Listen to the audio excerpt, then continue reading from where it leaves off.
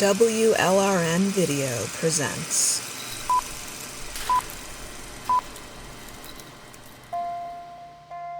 Hello, WLRN listeners, and welcome back to another extended interview.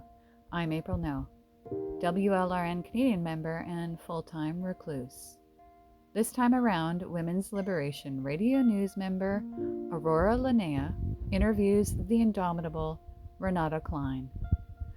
Renate will introduce herself shortly, so instead of me going over what her many accomplishments are and years of activism, I would rather give you, dear listener, a quote from her book, Surrogacy, a Human Rights Violation, where Renate discusses who really benefits from surrogacy and why we must resist them. Quote, "It is crucial to understand that similarly to prostitution, in surrogacy we must not blame the women for being trapped in a dangerous situation.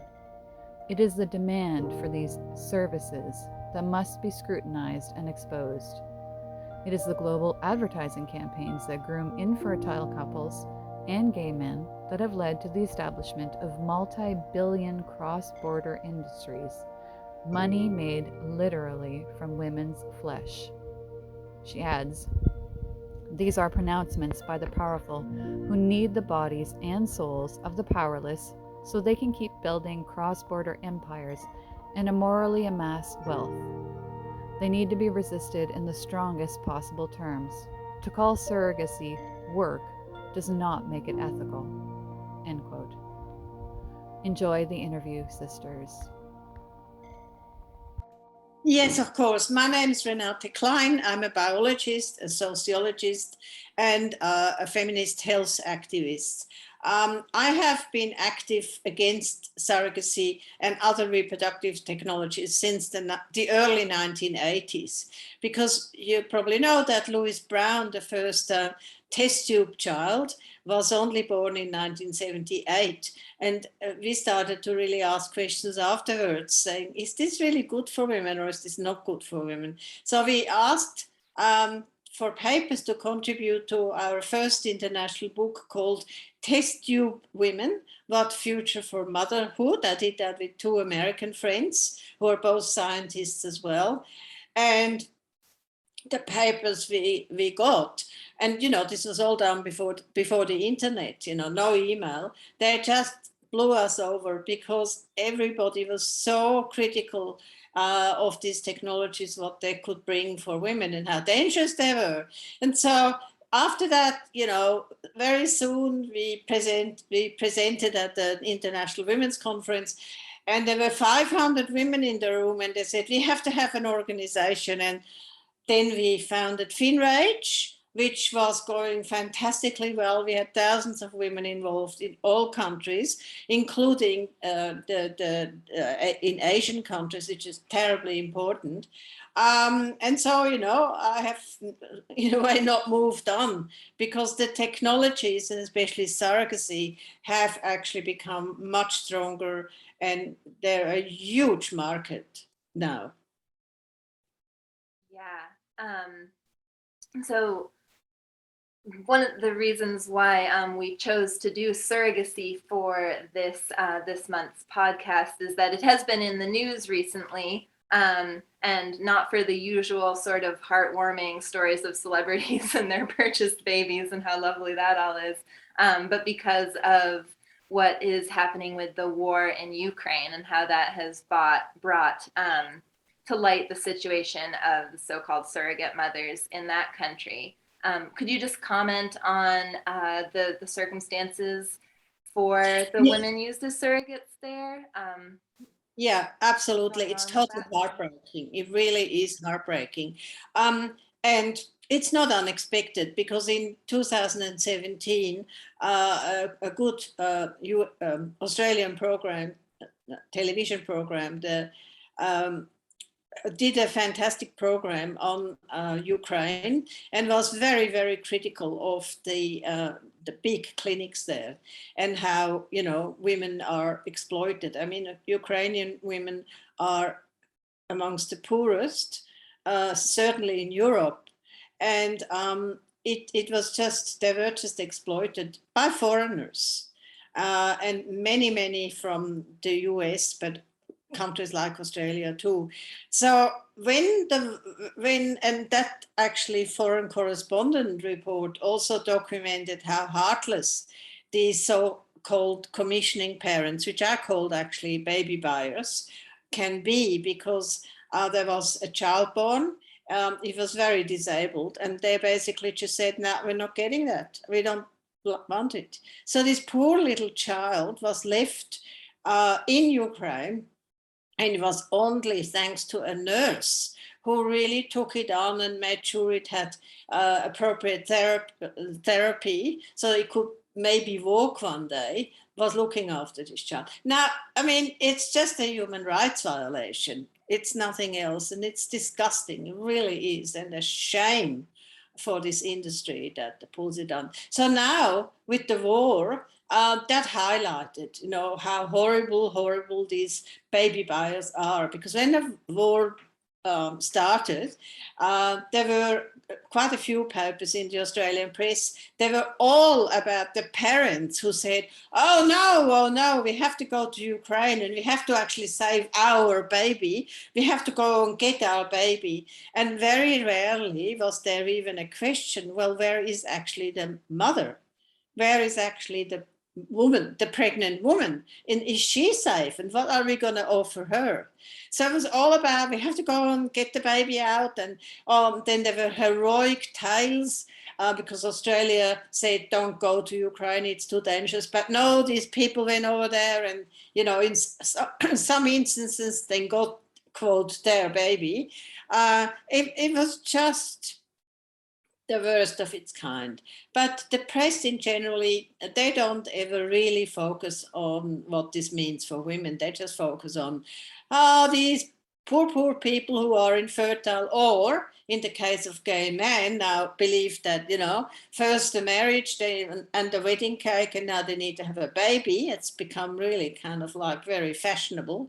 They're now so-called socially infertile. And of course, they have to have their babies. So we should just offer them a market of women that they can exploit.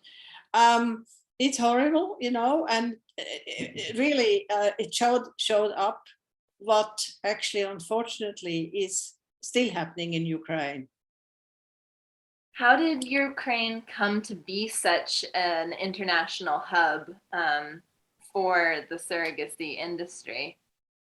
Yeah, it's a very good question. Of course, now we are all very much behind Ukraine as they have to cope with this very horrible invasion from Russia and the dreadful murders that the Russians are committed. And so I think very few people are game to be sort of like critical of Ukraine. But let's face it, Ukraine over the last decade or so has really morphed into almost passed into almost a perfect example of what liberalized neo-capitalism can do. It was not just a hub it had become not just a hub for the surrogacy industry with many big clinics, starting, but also the sex industry was there, and women were trafficked from Ukraine to other states in Europe, especially in Germany, where prostitution is legal, and Ukrainian women are often very beautiful, poor, and they're lured to into German brothels. And Germany is often called the brothel of Europe, and that has actually now continued over during the war, although there have been many organizations who had met the women when they came in with the trains to Germany and said, do not go off with unknown men. They do not have your best interests at heart. Should be said that there were people in the government, I presume they're still there, but they really, Ukraine, they have different priorities at the moment. They're trying to survive. So there were some people in the government who actually try to stem this industry, and some even try to make it illegal. I think, that's probably simply not going to be a priority for the government. I have never heard the president, who says many good things, make any comment about all of this. But it probably still goes on. And it's sort of a similar situation with a country like Thailand, where women are a primary export, right? Yes, yeah, absolutely. And in Thailand, that's actually quite a sad situation too, because quite a few years ago, Thailand actually shut down the international surrogacy market. And it came on the wake that a baby boy and his sister, they were twins, was born. His name is Gammy. He was born to an Australian sex offender, as turned out. We didn't know that, of course, at the beginning. And he had Down syndrome. And so these very nice commissioning parents went to Thailand and only took the sister back, who is not disabled. And that actually caused a lot of, bad press everywhere internationally. And that was one of the catalysts that Thailand then said, okay, we're going to shut this industry down. And they have, well, they tell us they have, but of course it's still probably going on underground. But more recently, they have said they're going to start it again. And because it brings a lot of money, and yes, it's true, these countries are poor, they need money, but we have to ask the question, why is it always on the backs of women that such big money is being made? And, the sex industry in Thailand, well, they're almost synonymous. So it's, that's why we talk about patriarchy, and patriarchy has not gone away. It's neo-capitalist patriarchy, and it's certainly not getting any weaker, sadly. Yeah. In your view, then, who are the major promoters or proponents of the global surrogacy industry, or what are the main interests that are driving it? I think one really has to start with IVF clinics. IVF clinics, they are thousands around the world, 100,000 probably, because of the success rates of IVF. That are still very, very low. They're really not more than about 25%, if they were honest, which they rarely are. They constantly need new clients. And so surrogacy is perfect because it gives them the so-called surrogate mothers, who usually are younger and fertile women. And it also gives them egg donors, so-called egg donors, and they too are fertile women, usually young. And in the case when two gay men believe they absolutely need their own biological child, they always need to exploit two women.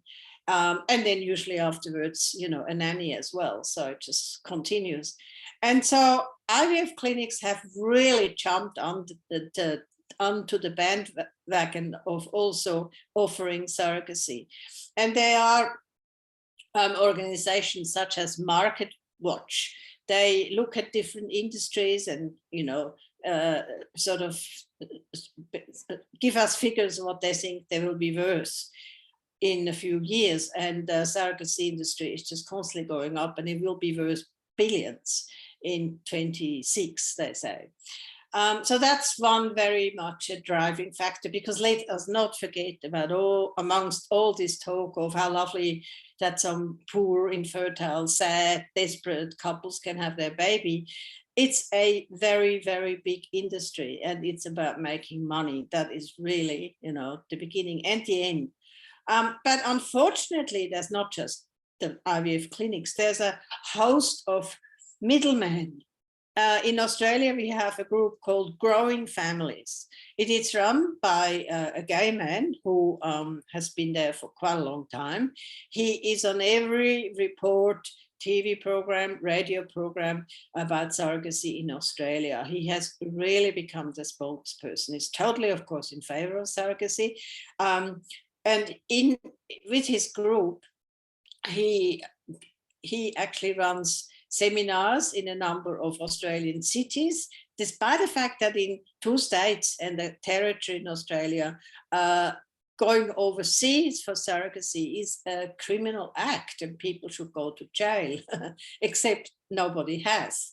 In all these years, over 15 years that these laws have been there, because when they arrive at the border with that crying children, the border force officials, they're not going to say, oh, you know, okay, this is a child born from surrogacy, you're coming into a state where international surrogacy is illegal, sorry, you know, you need to go back. They just don't say that. They have said that in a few countries in Europe, like in Switzerland, there was a case where 2 gay men were sent back to India some years ago. Germany has done it, but Australia doesn't. And so Sam, with his growing family operations, just runs these seminars. We have really tried to stop them. We can't seem to get anywhere with it, but we haven't given up yet.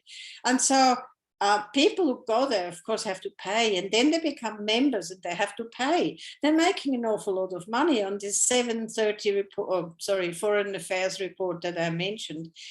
They had gotten official sources that said that growing families had received 3 million of money in the last 3 or 4 years. And they call themselves a charitable organization. So middlemen like that really need to be stopped. And it's not just those organizations, it's also organizations, especially in the States, that they say they want to help egg donors. So they only deal with women who want to become egg donors, and they, you know, tell them where they can go, and they help them, well, in inverted commas, they help them to get good care, which doesn't really work because quite a few of the egg donors get really sick and some develop cancer. So it's this whole industry.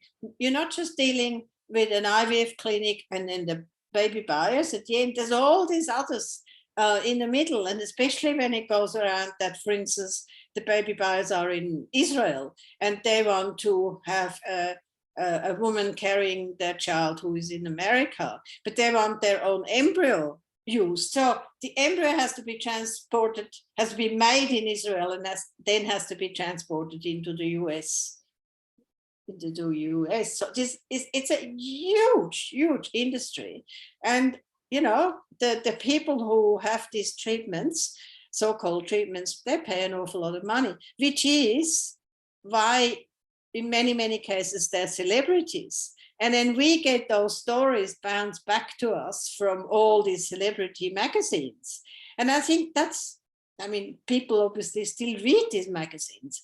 And that's why they then think, oh, such and such, you know, oh, just had a baby and so happy, we want one too. If they have the money, really, nothing stops them.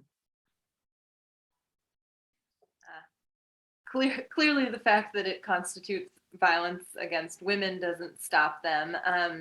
Why do you see surrogacy as an abuse of women, which is always left out of those stories, those nice, happy stories? Well, yes, I do see it as a human rights violation of women who, you know, they are called surrogate mothers, which is of course a misnomer because there's nothing surrogate about this woman who actually makes a baby in her own body from her own bones and her own flesh over 9 months. And then it's ripped out of her mostly with cesarean sections because that can timed better for the baby buyers to arrive at the clinic and then get their child. That it has huge repercussions for the pregnancies, because pregnancies with donated embryos, which they all are much more have many more complications, such as, you know, shortly before birth, women can get very, very sick and actually dangerously sick. And if they don't immediately go to hospital, they could even die. And some women have died. So it's not even a question that this is not a human rights violation of women. I mean, they're just seen as vessels, as something that is just good enough to a suitcase, and often, you know, that is seen as a commodity. She's not a human being. She's just seen there. you stick an embryo in it, and 9 months later you take a child out and goodbye. And in many, many cases, this woman, this birth mother, will never ever see her child again. And I mean, we know from people who were given away, taken away, not given away, taken away in adoptions, we know how some, not all, but some, during their whole life grieve for not knowing their history. Some, and when some find their birth mothers or even their sperm donors, sometimes it's a happy reunion, but very often it's not, because they couldn't have done a life with these people that they otherwise would have had. So we should have learned our lesson from what's happened to these people in adoptions, in forced adoptions. And we also should learning our lessons from people who have born from egg donation or sperm donation, because they too race all over the world trying to find who was their egg donor and sperm donor. And in Australia in 2013, when we had our first and last so far female prime minister, she gave a very, very moving apology to women, mostly unmarried women, who from the 1950s up to the 1980s, their babies were taken away because they were deemed to be unworthy women, you know, to have single unmarried mothers to have a child. And so these babies were given away to, quote, better families. She gave a really, really moving address. And she said, this will never happen again. You know, no mother should ever not see her child and give it milk, blah, blah. Really, really nice. The whole big hall was in tears. It was so moving. And what do we do again now? Exactly the same thing. Taking babies away from women. And it's even worse than in adoption, because in adoption you could say, well, there was a baby and nobody wanted it maybe sometimes, and you know that this baby needed a home, a family. But in surrogacy you actually start with saying we want to have a conception where this embryo grows into a baby and then gets given to us. So it's premeditated. It's much worse. But the birth mother is not the only one whose human rights are really, really violated. There's the egg donor. No fertile woman should ever go through the process with quite dangerous drugs to have her egg, her, you know, oocytes, her egg cells grow so that they can be harvested, not just one, as is normally in a woman's cycle, but up to 20, 30, even more.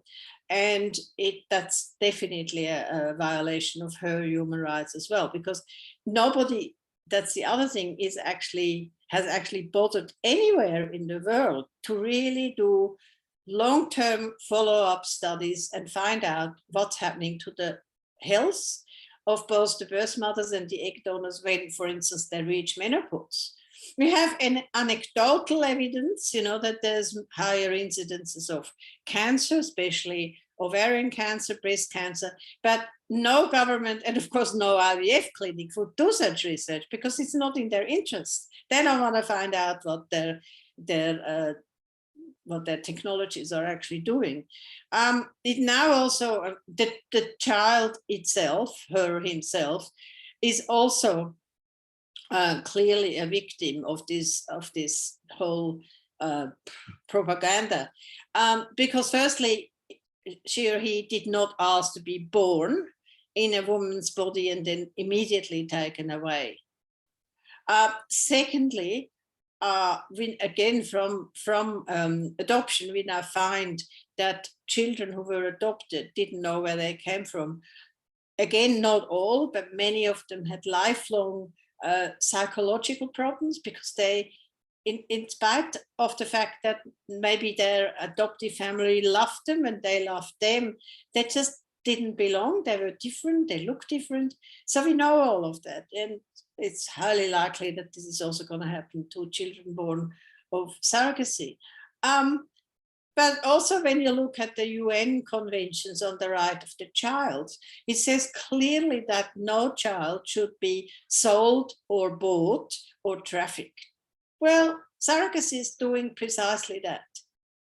And so it is just amazing to those of us who, really, really agitate against surrogacy and say we should abolish this trade in babies and women. It doesn't seem to be heard in the right places in the UN, and it continues.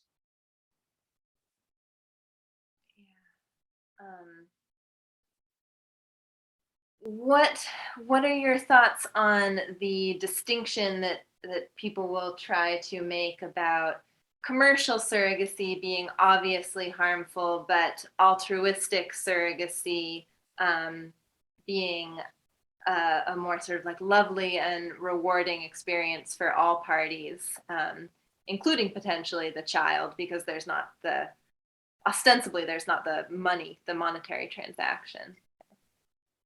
Yeah, I'm totally against that. And I actually really disagree with this whole premise. Surrogacy is bad, unethical, whether it's for money or whether it's for love.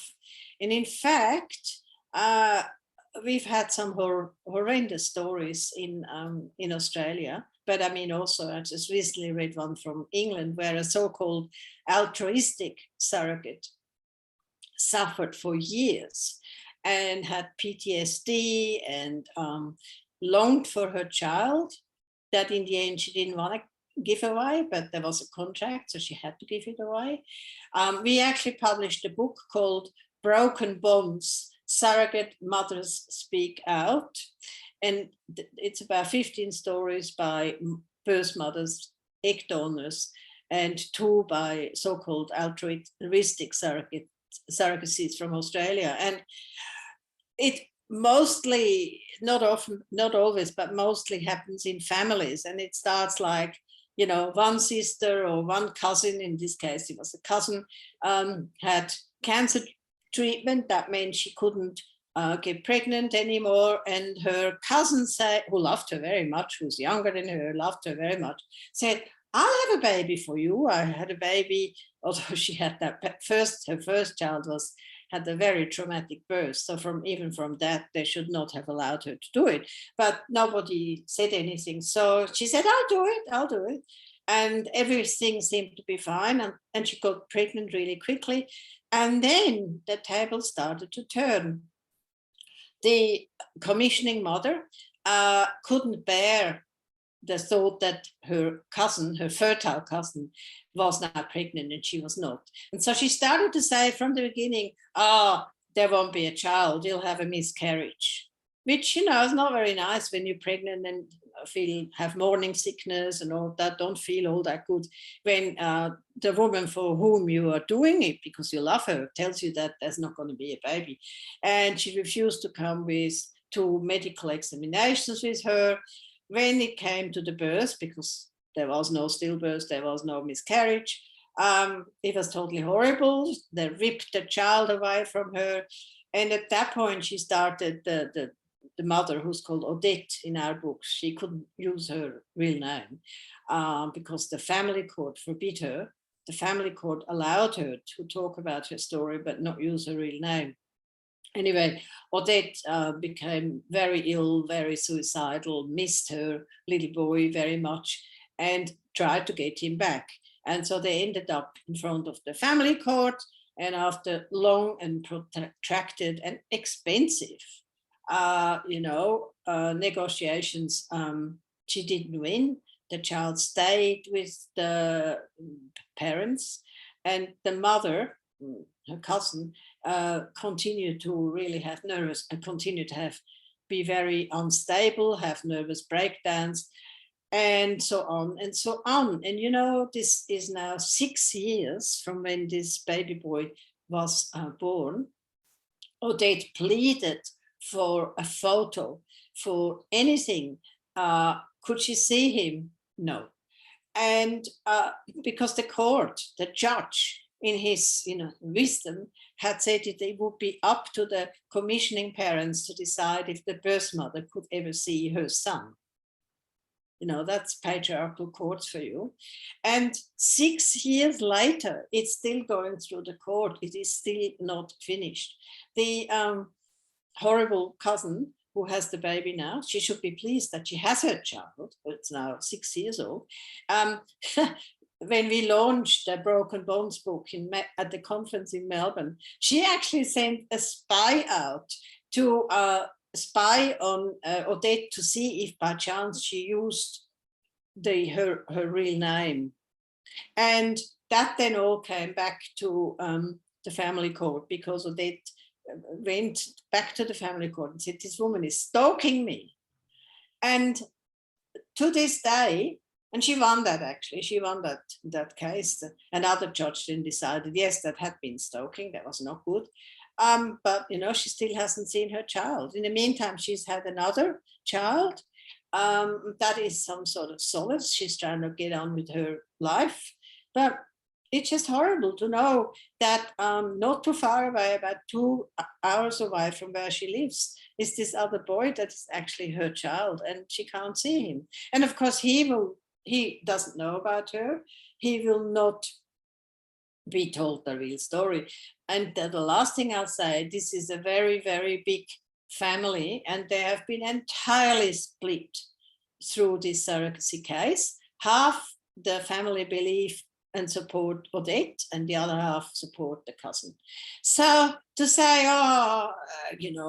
altruistic surrogacy is good, and these women do it for love. Well, yes, it often starts with them doing it for love, and it can have dreadful consequences.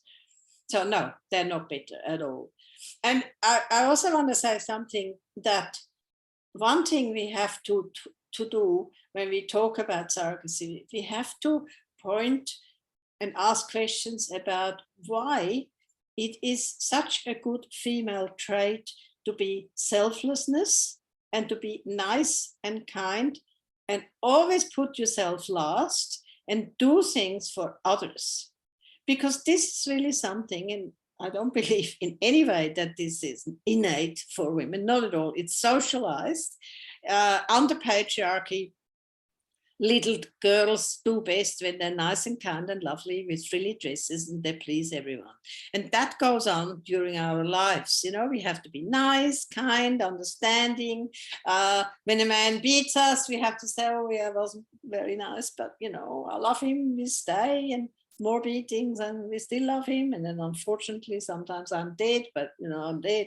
So it goes on.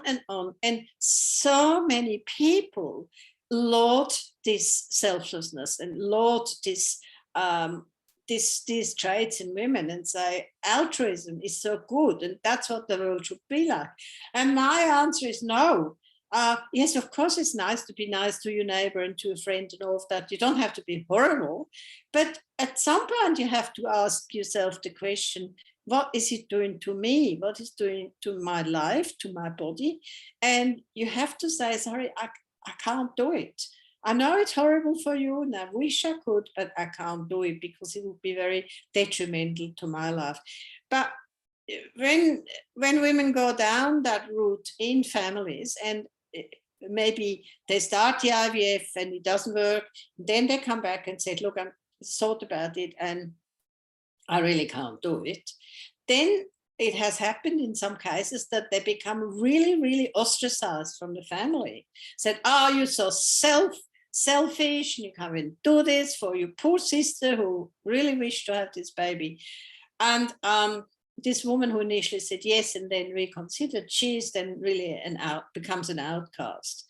And I think we really, really, really need a very big discussion about why women, even today, still seem to think that being nice and kind and subservient and submissive is the best thing that a woman can be.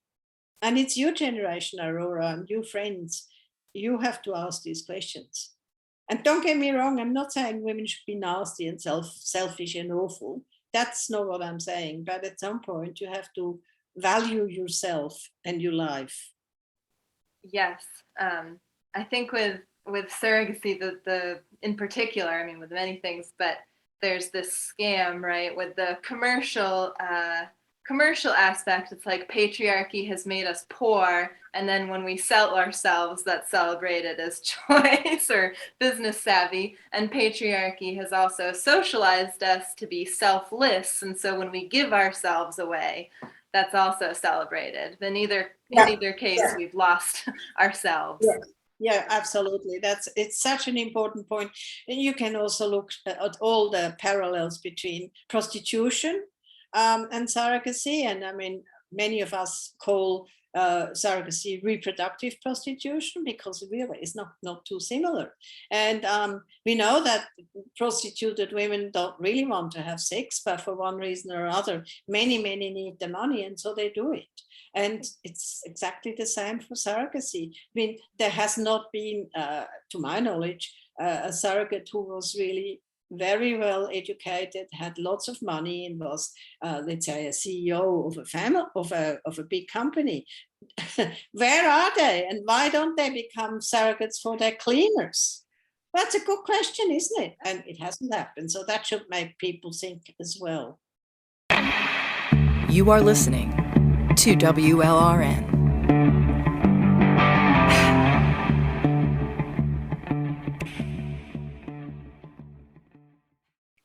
Another question that I wanted to ask was just sort of moving a little bit into more sort of, I guess, the theoretical background for why surrogacy and some of these reproductive technologies have come into in their ascendancy anyway. In your book, Surrogacy, a Human Rights Violation, you say that one of the key delusions of surrogacy is that it's men who make babies. And Gina Correa also talks about that at some length in The Mother Machine. And I think this is a really important part of it that sometimes isn't discussed as much, which is the kind of myth of male motherhood, right? And men's long-standing project of trying to usurp women's reproductive and procreative powers. Could you just talk a little bit about that and maybe give some examples, either historically or in myth or in these technologies, sort of how that would work? I think in my book I mentioned Aristotle, this eminent Greek philosopher that many people put on a pedestal. Now, he had the idea that a woman was only a vessel for the male seed. And he actually thought that it was the homunculus, as he called it, and this male seed was fully grown in a man's head.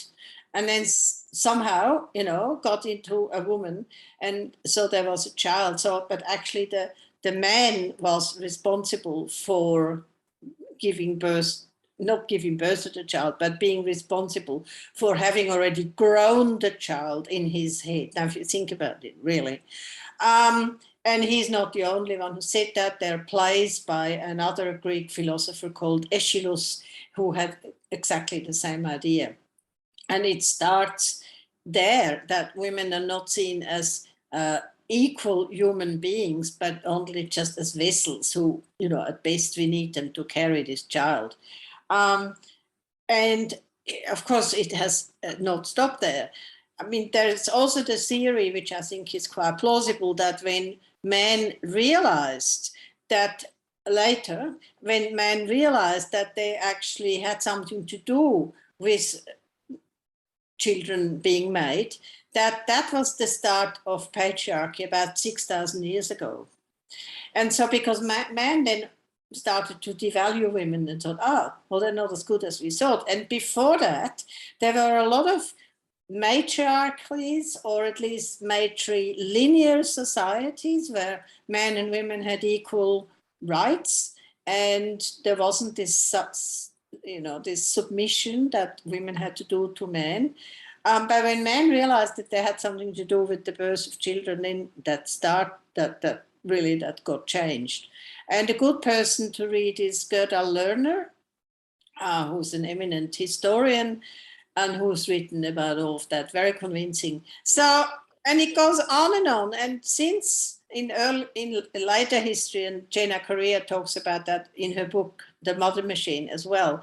I think it's about since the 1920s, there have been really constant attempts to create an artificial womb. And in an artificial womb, well, you know, if this were ever going to happen, and it's not going to happen in my lifetime, I'm very convinced about that. All you need is kind of a plastic bag.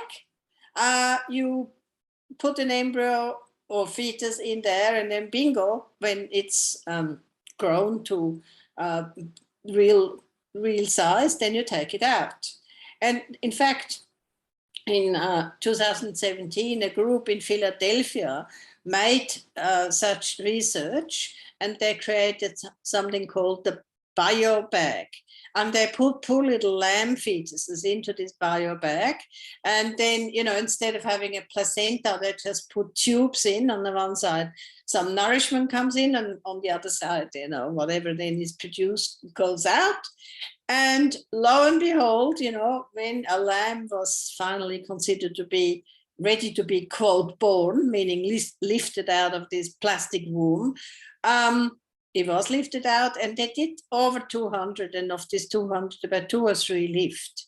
And they lived for quite some time, and as far as we were told, they didn't have any obvious birth defects.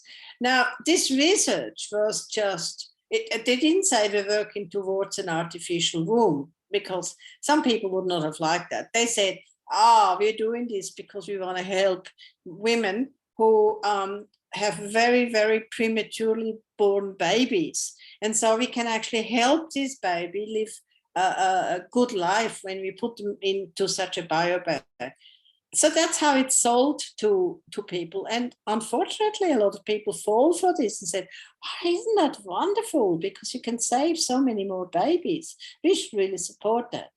And they actually said in their initial research that they were thinking of maybe later going on trying it out with human fetuses. As far as I know, that hasn't happened yet, but it's not to say that they don't try. We don't really hear a lot about that. We don't hear about research that didn't work. Plus, it'd be a bit difficult to use human fetuses and put them in there and something going wrong. I mean, there might be a nurse that speaks out. So, but, you know, they have never stopped trying to have artificial wombs. And, you know, if you change over to what I consider at the moment the real threat for women, which is the extreme transgender activists, what are they doing? This is men who believe themselves to be women, and they believe they're actually better than real women. And so they dress in most dreadfully outmoded clothing that any good feminist worth her salt has derided as, you know, totally ridiculous, that no woman wants to look like this, but they do, in heels as high as they can get, and in wigs and in makeup. And they then tell us real women that we're actually not real women, that we're only cis women, and that the trans women are real women. And so we should accept them, including when they still have their penis, as more and more do, because they don't actually really want to have the operation down there, as they say, because it's actually very expensive and very, very, doesn't really end well often. So they keep their penis because they quite like that. And then they say, those of us who are lesbians, we now should have sex with these men who say they're lesbians, trans lesbians. And if we don't do that, then we are hateful, we're terse, we're bigots.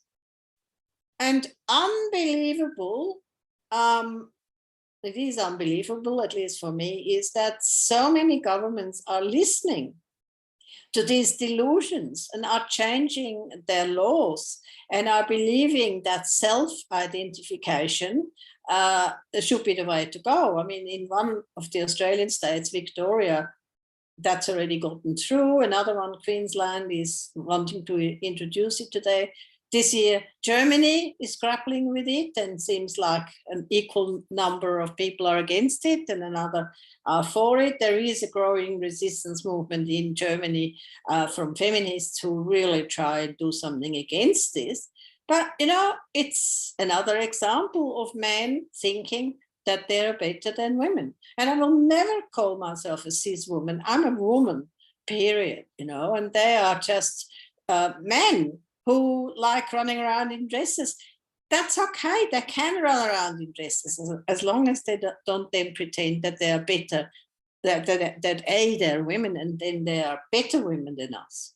So it just continues in the it continues in the tradition of men wanting to take basically everything away from women. And in this case of the trans extremists, they want to erase women.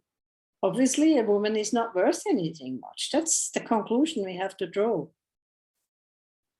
Yeah, it's definitely a new trend in the longstanding colonization of women and women's bodies. And I mean, as far as with it being accepted legally in more and more countries, I'm afraid I'm not surprised by it, because it doesn't surprise me that men are able to recreate reality in their own image time after time, because patriarchy, it persists. And if I can add something to that also, how I was saying earlier, how we have to really, really discuss the fact that women are always nice and kind. And one of the things when we are critical of trans, absolutely almost every time when you speak to someone who hasn't really thought about what it all means, and they say, oh, but you need to be kind. You need to be kind to these trans people because they have a very, very hard life and they're really not accepted. And look at the suicides that they're committing or trying to commit. And now these suicides, they're actually, the figures that they're using are absolutely incorrect. But yes, there would be some trans people who have a hard time and by not being accepted. I understand that, but it's not those who then said, oh, we are so much better than women that our problem is with. It's with, the ones who want to erase women. But the same philosophy, no, you can't really be critical because they would be hurt because they always say, oh, we're hurt. It's really painful. No, we're not gonna, we're gonna commit suicide. And that famous phrase when parents don't want their children to go through the transition, that they are being told, well, do you want to have a dead son or a living daughter? I mean, as if that is presented as like their choice, so to speak. So again, we can be kind individuals, we can be ethical individuals, but we still have to ask questions about what men are trying to do to women. And also the other parallel to both prostitution and to the whole reproductive technology industry is the huge amount of money that, that is in play. It is not that all of a sudden trans people have got this big lobby out of nowhere. I mean, the US researcher Jennifer Bilek has very well documented how it is a group of very rich billionaires, male US billionaires, who a few of them have also transitioned and call themselves women now, like Martin Rosblas and Jennifer Pritzker. They have huge amounts of money, and some of them they give to philanthropic organizations in other countries, like the UK and Australia. We have the same outfits that you get, like in England with Stonewall, that when you become a member of this pro-trans organization and you change your business to diverse, good diverse criteria, then you get brownie points, you get gold stars. And we just the other day, it was documented that in Australia about, I think it was 30 government departments are part of this organization. And I mean, thankfully, there are some politicians, some women politicians who highlight this now. So very, very slowly there is a discussion starting here too. But it will take a very, very long time before anything changes. And hopefully in the meantime, we're not being totally erased. We can hope.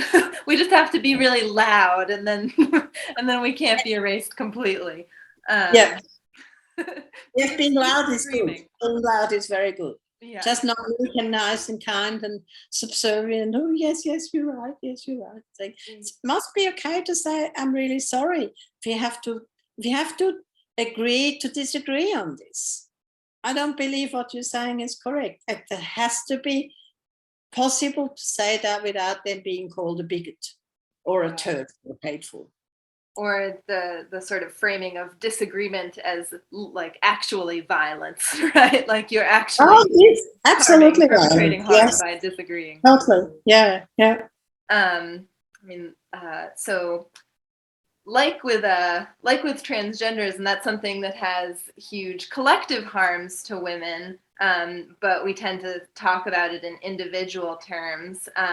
Surrogacy is similar as well. And something that I really appreciate about your book is that you do talk about how surrogacy as both a practice and a business has implications for women collectively as a sex class beyond the harms to individual women who are acting as surrogate or birth mothers in that industry. So could you just talk about what you think the collective harms to women as a class are of the persistence of this practice and industry?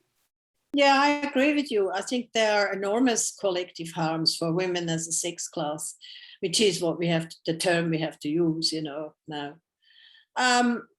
Because it's like with prostitution and pornography also. When men think that women are just holes to be filled and that they are the ones who fill the holes, that's actually true even of surrogacy, because, you put an embryo into the womb and you could say, well, that's a hole in a woman. That's all we're interested in. We're not really interested in anything else. And in prostitution is exactly the same. In the trans, they're trying to do the same. It just means that we continue to live in a society where, as Sheila Jeffreys actually calls it, the male sex right rules supreme. And Spinifex Press is very shortly publishing Sheila's latest book, which is called Penile Imperialism, the male sex right and women's subordination. It's a totally brilliant book. It really is very hard to read, very hard to edit it was, because to read about these sex practices that men do and think it's perfectly normal, whether it's kink or whether it's pedophilia, that there's a growing movement of men who thinks there's nothing wrong with having sex with children. They like it, children like having sex with men.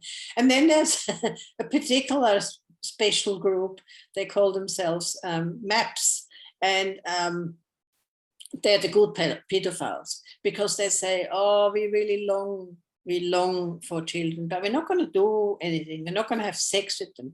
We're just around them and we adore them and we love them. There's nothing wrong with that. They're the good pedophiles, and people really want us to sort of accept that. And it's that male concept of, as Sheila says, the male sex right, which I actually believe that until women really understand what that means, fully understand what that means, and that reading that new book will help all of us to understand that, women will not ever reach full personhood in patriarchy. I'm not talking about equality because, I don't want to be equal to a man. I want to change the system. We want structural change. We don't want women to become like men who become higher numbers of CEOs. Well, that's okay, but that's not the change that we need and want. And that's always been so totally fantastic about radical feminism. That we're not just going for like liberal feminists. We're not just going for some kind of facelift, for women. We actually really want change at the bottom, from the bottom up. We want structural change. And sex in the whole hierarchy of relations between men and women has always been a very, very big sticking point. And I also think it would be really good for women to reread the books of Andrea Dworkin, who earlier than many of us, put it really very bluntly about what men do to women and how women really have to wise up. And I'm not blaming women for not doing that. Please, don't see it as that. It's just an incredible challenge and struggle. And because we are still socialized as girls, as I said earlier, who need to be nice and kind and submissive, it is still in women. I absolutely need to get rid of it. And when I look back at some of the great videos from women's liberation in the 1970s, when there was this incredible joy of young women who for the first time actually thought, oh, yes, there's something we can live for. And yes, that's us. And yes, we have now we can have all these dreams and wishes of what our future will look like. That was so inspiring. And there are a few good documentaries around that actually shows that incredible joie de vivre. And somehow we have to, you have to get back and get young women enthused about that, because we're too old. But Spinifex published a wonderful book called Not Dead Yet. And it had over 50 stories by women, who they had to be over 70. That was the criteria to be included in this book.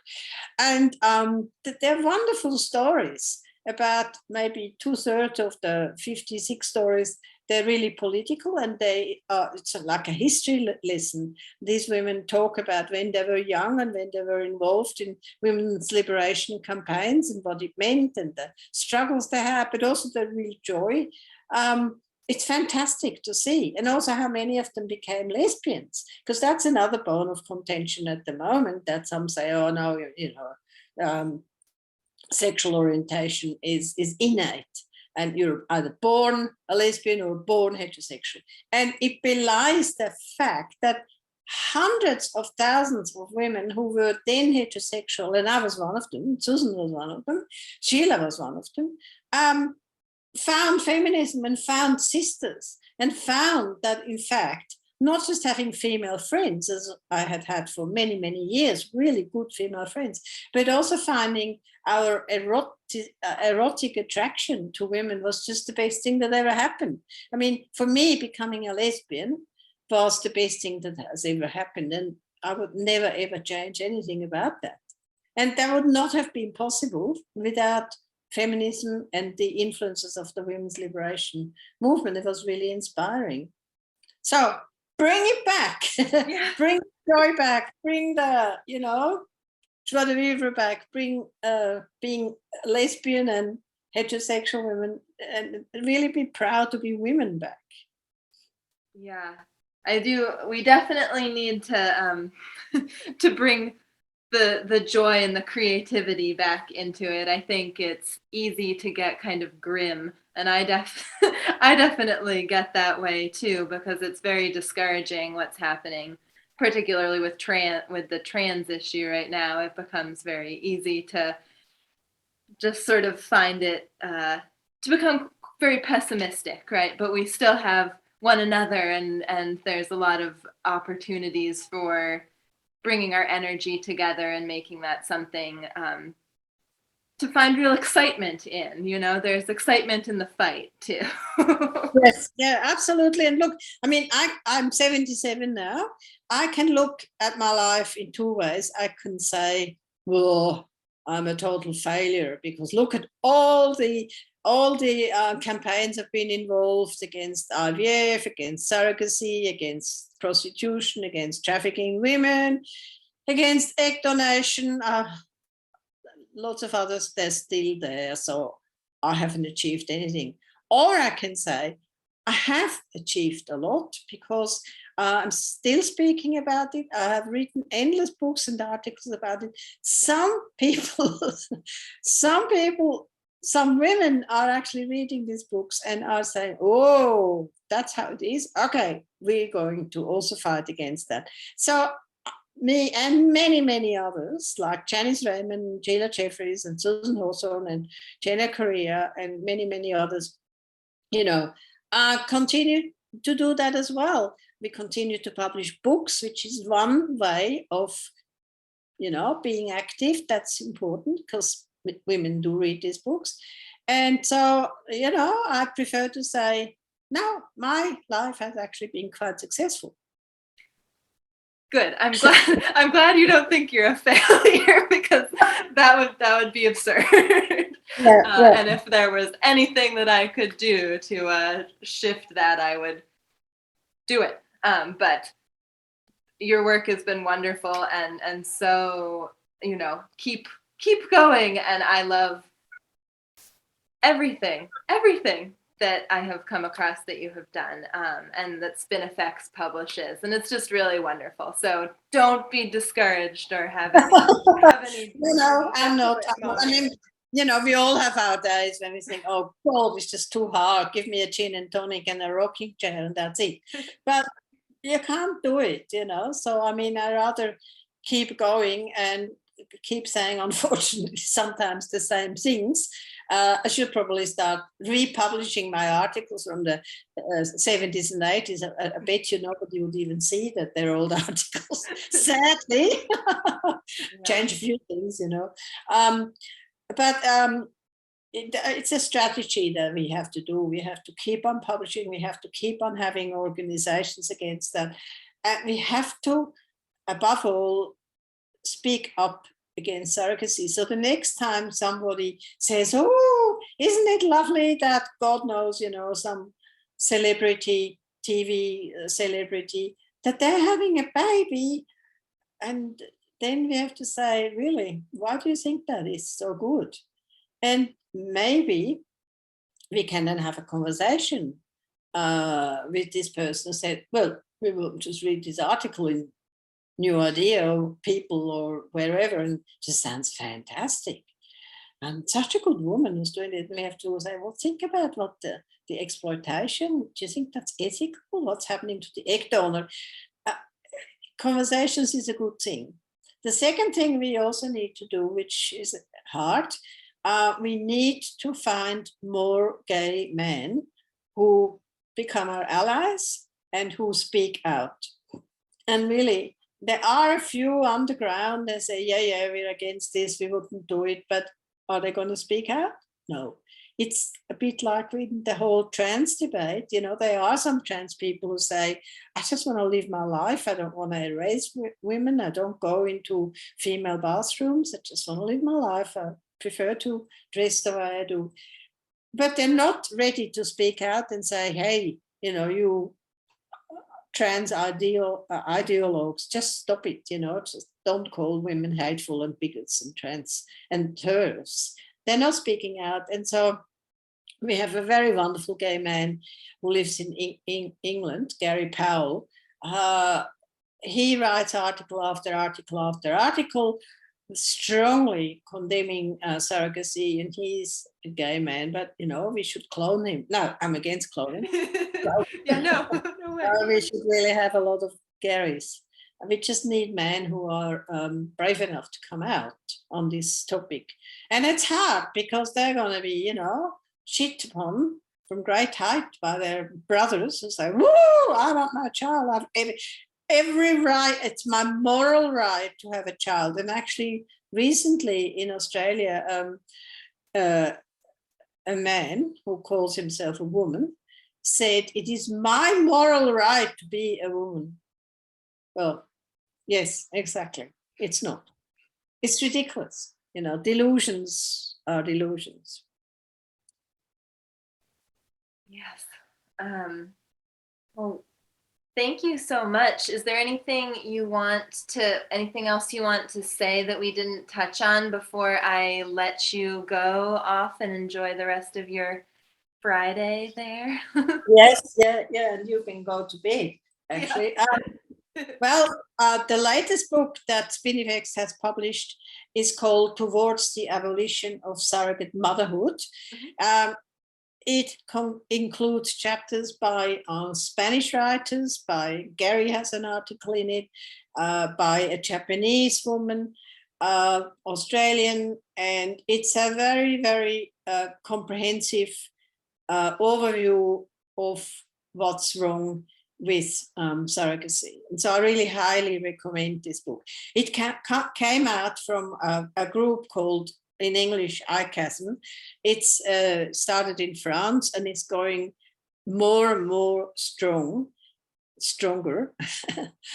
And they asked people to send them articles, and then we published this book, and there's already a French version and there will also be a Spanish version. And that's one thing we can do is to publish. We also have to speak out against various legal interventions that are coming up, like the Permanent Bureau of The Hague. Private law has been having discussions about coming up with some parentage law, and next year that will be upon us. And that what it will mean, if they get it through, is that they can then go to a country like Germany, where all surrogacy is prohibited, all surrogacy, and can say, you still have to let these babies in because this is now the international private law. And we are doing our utmost to stop this from happening. But there's some very powerful people involved, and people who were formerly with women, actually, who were formerly with the UN, and they have this very simplistic idea. They say there's good surrogacy and there's bad surrogacy, and we're going to weed out the bad surrogacy. We haven't going to have the good surrogacy, and the good surrogacy focuses on the rights of the child, which sounds lovely, except we know that the rights of the child are already compromised. As I said, the United Nations Convention on the Rights of the Child. So you can't just start here and say, okay, everything bad we're going to weed out. You have to start here and say, look fundamentally at what surrogacy is. But they're powerful, they have an enormous amount of allies. Lots of people never think of this. They just believe their spin. They have money and we don't. But doesn't stop us from, continue to agitate for abolition. There's also the US network Stop Surrogacy Now that has existed since 2015, has thousands of people who subscribe to it, has a Facebook page. Jennifer Lal, who runs it, also makes fantastic films, both against reproductive technologies and also more recently against trans. We just have to keep on doing it, and we have to hope that young women join us. I spoke to Jennifer earlier in the week for the other interview for this. She's wonderful. Right. Yes. Yeah, she's a fantastic woman. She's a great friend. Yeah. Excellent. Yes. Thank you. Okay. Thank you. Bye-bye. Sleep well. Thank you for tuning in to another stellar WLRN extended interview. Were you aware, dear listener, that our amazing team of gender heretics and media activist women produces podcasts as well? Our handcrafted podcasts always come out the first Thursday of the month, so look for the next one on Thursday, September the 1st, 2022. If you'd like to receive our newsletter that notifies you when each podcast, music show, and interviews are released, Please sign up for our newsletter on the WLRN WordPress site that's linked below. Stay strong in the struggle, and thanks for listening.